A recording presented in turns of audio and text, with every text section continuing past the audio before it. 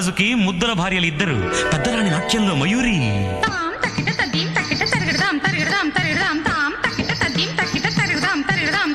చిన్నరాణి సంగీతంలో దిట్ట, సరిగమల పుట్ట.